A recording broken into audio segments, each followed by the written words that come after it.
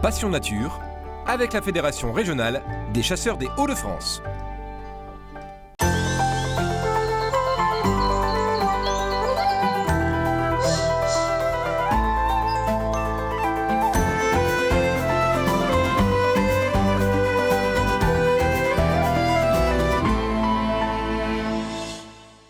Bienvenue pour Passion Nature, je vous le présente depuis ce merveilleux Pas-de-Calais et nous allons vous parler aujourd'hui du meilleur ami de l'homme et aussi du chasseur, j'ai parlé du setteur anglais.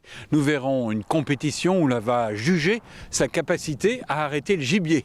Nous verrons aussi comment les chasseurs du Pas-de-Calais s'investissent pour préserver l'habitat de certains oiseaux. Bref, vous l'avez compris, dans ce numéro, on va vous parler de poils et de plumes. Suivez-moi.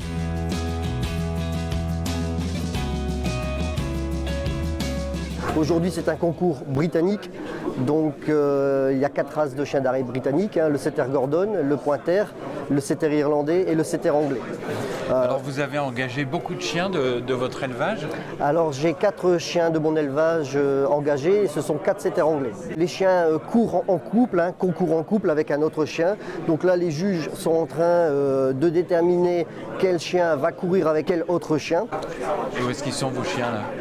Ah, mes chiens sont au chaud, dans le fourgon, en pleine concentration déjà. On les a déjà sortis ce matin pour les faire pisser, regarder si tout se passait bien, si les pattes vont bien, si dans la tête tout va bien, si le chien est proche de nous, parce qu'on a besoin que le chien soit très proche de nous pour accéder à ce niveau de concours-là.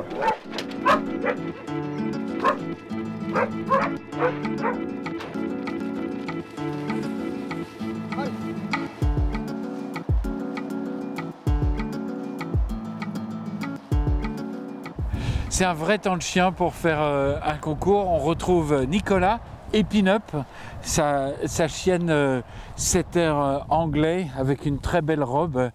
Nicolas, qu'est-ce qu'on aura jugé aujourd'hui sous la pluie comme ça? Alors aujourd'hui on a jugé les qualités du galop du chien, les qualités de la mise en place sur le terrain. Pin-Up a aujourd'hui pris un point parfaitement sage en vol et feu sur un couple de perdreaux. Et donc les juges ont décidé de ne pas la classer parce que j'ai eu du mal à récupérer la chienne en fin de parcours. Alors la quête en fait c'est la traque. La quête c'est la mise en place du chien, c'est la course du chien qui court donc à droite du conducteur, à gauche du conducteur. Cette quête doit être bien balancée. Et quand le chien rentre dans un cône d'émanation où sont Alors qu'est-ce que c'est qu'un cône d'émanation? Alors le cône d'émanation, c'est l'endroit... Je sens que c'est une affaire de flair cette histoire. Voilà, c'est ça. C'est l'endroit où les perdreaux sont posés et avec le vent, les émanations se déplacent. Ouais. Et avec le nez et le flair de ce chien, là, du coup il court et puis il sent quelque chose. Et là qu'est-ce qui se passe? Le chien arrête, se met à l'arrêt. Ensuite, le conducteur doit arriver au chien. Le chien doit être parfaitement sage à l'envol et au coup de feu quand les perdreaux s'envolent. En fait, là, il doit s'approcher très très doucement et après il doit s'arrêter. Voilà, c'est ça. Il doit arrêter, il doit détecter l'odeur des perdreaux, les arrêter de façon à ce que le conducteur ou le chasseur puisse arriver au chien pour pouvoir prédater ces perdreaux. Ça ne se fait pas naturellement, il y a énormément de travail derrière, c'est beaucoup d'heures d'éducation, de dressage avec le chien, c'est beaucoup de temps passé, beaucoup de complicité aussi avec le chien.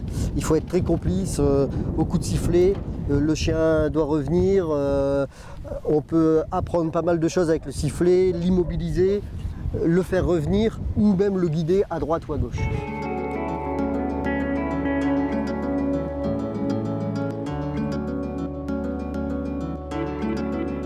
Le but de ces concours de chiens, c'est d'essayer de fournir aux chasseurs les meilleurs chiens possibles. Donc ces épreuves ont pour but de sélectionner des chiens qui vont servir à la reproduction. Alors c'est une race, les setters anglais, c'est une race qui remonte à presque plus d'un siècle. Ah ben largement plus d'un siècle, puisque les premiers setters anglais, on les a implantés en Angleterre, avec un peu des origines de chiens français, d'ailleurs chiens de Goiselle, vers les 1840-1850 à peu près.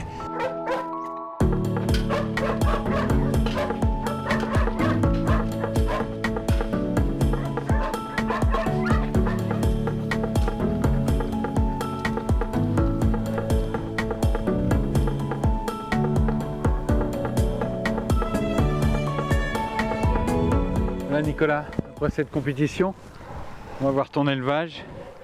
Donc, C'est la nouvelle génération là. voilà, ça c'est les petits chiots qui ont actuellement 8 semaines. Et bon, peut-être qu'il y aura des futurs champions, on ne sait pas. Donc cette portée est issue de Nelly des Murizidoshi et de Farrell des Murizidoshi. Les deux Donc ça parents. c'est ton élevage. Voilà, de mon élevage. Ouais. Oui. Alors on les a vus à la chasse, mais ce sont des chiens aussi assez souples qui sont très câlins. Oui, tout à fait. Ce sont des chiens, de très bons chiens de compagnie aussi. Ce sont des chiens très très proches de l'homme, hein. Ce sont des chiens qui peuvent vivre en maison sans problème. Et, À condition de pouvoir les faire sortir très très souvent, parce que tout à fait, à condition de pouvoir s'en occuper régulièrement. ce sont des chiens qu'il faut élever fermement mais en douceur. Alors en fait, sont des caractères. un ancien dresseur disait que le setter anglais se dressait avec une main de fer dans un gant de velours. Parce que ce sont des chiens sensibles et il ne faut pas casser la relation avec le maître. Faut pas casser le brio que le chien peut avoir. Alors qu'est-ce que c'est le brio? Le brio d'un chien, c'est la passion. Le chiot a déjà des gènes de chasseur. Des gènes de chasseur, et il ne faut surtout pas lui retirer ça. Est-ce que ce sont des chiens qui se fixent sur une personne ou bien ce sont des chiens qui vont, dans une famille par exemple, adopter plusieurs membres de la famille? Ce sont des chiens qui vont adopter sans problème plusieurs membres de la famille. Ce sont des chiens assez faciles, assez équilibrés, hein. L'équilibre se fait durant la période de sociabilisation, c'est-à-dire que si dans une famille où il y a les parents et 2 enfants, si tout le monde s'occupe du chien, le chien obéira à toute la famille. Bon, il faut qu'il voit du monde en voilà, fait. il faut qu'il voit du monde. Ouais, voilà. Il faut emmener son chien tout jeune. Voilà, par exemple, les gens peuvent l'amener sur le marché ou le promener sans problème. Et ça se fait à quel âge? À partir de 2 mois. Assis. Tous les chiens essayent toujours de dominer le maître, mais c'est au maître de ne pas se laisser dominer. C'est dominé. Ça veut dire le chien il a besoin de repères très clairs et il ne faut pas que dans la famille par exemple l'un autorise quelque chose que l'autre n'autorise pas parce que le chien va être perdu. Voilà, c'est ça, c'est tout à fait ça. On donne un ordre au chien, si le chien ne le fait pas, il ne faut pas abandonner, il faut insister. C'est surtout l'insistance et aussi la répétition. Répéter souvent au chien. Qu'est-ce qui vous passionne dans ces chiens-là? Je dirais le fil harmonique qu'il y a entre le conducteur et le chien. Oui, Il y a cette un relation. fil, voilà, une relation.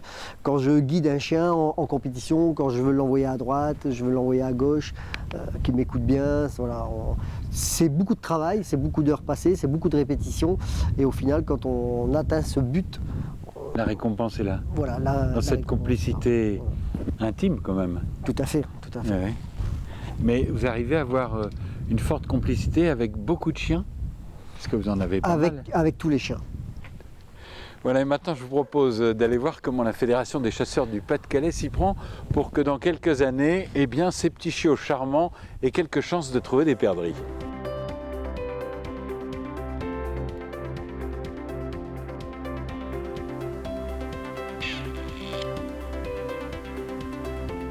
Oui, alors on retrouve Pierre Houbron qui est technicien cynégétique pour la Fédération des chasseurs du Pas-de-Calais. Pierre, pourquoi est-ce que cet environnement ici, il est favorable au petit gibier, au gibier à plumes? Il est favorable parce qu'il est varié. On a de la plaine céréalière derrière la haie. Derrière, oui. On a une belle haie, on va dire, qui commence à être patrimoniale parce qu'elle a été plantée il y a une vingtaine d'années. On voit la taille des pieds là, des arbustes. Et puis on a en plus, autour de nous, une belle parcelle de luzerne. Luzerne qui est une plante qui est toujours appréciée par toute la faune, que ce soit les mammifères, que ce soit la perdrix, aussi bien comme apport alimentaire que pour les jeunes en période de reproduction notamment, hein, en période d'élevage des jeunes, la luzerne est appréciée pour nicher déjà, pour la création l'implantation du nid, et puis également parce que la luzerne apporte beaucoup d'insectes. La fédération est très attachée au maintien de la perdrix sur nos territoires parce que c'est l'emblème de nos plaines céréalières. Et donc on s'attache à mesurer l'état des populations année par année. Bon, malheureusement on a eu 2 années sans comptage, mais là cette année on a pu refaire des comptages. Alors là on sort des comptages de printemps, Ouais, vous y avez participé, verdict. Ouais.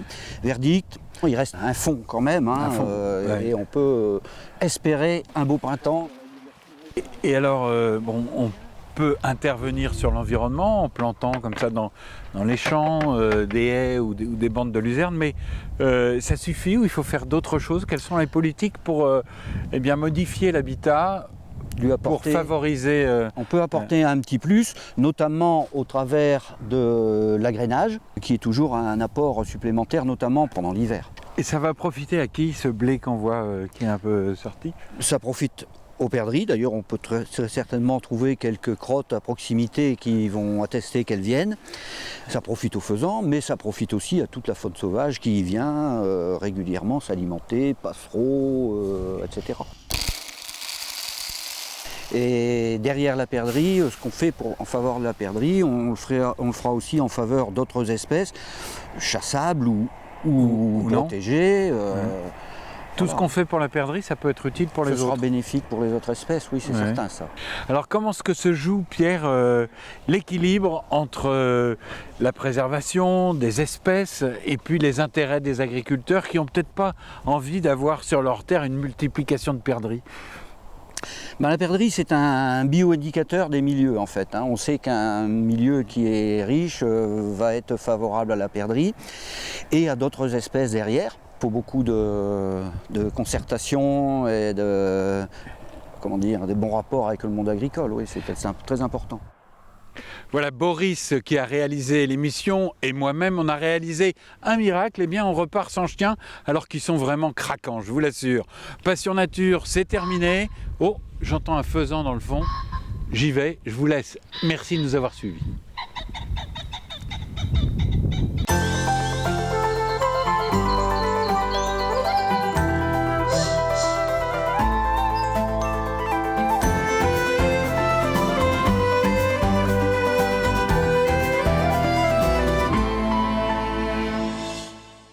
Passion Nature, avec la Fédération régionale des chasseurs des Hauts-de-France.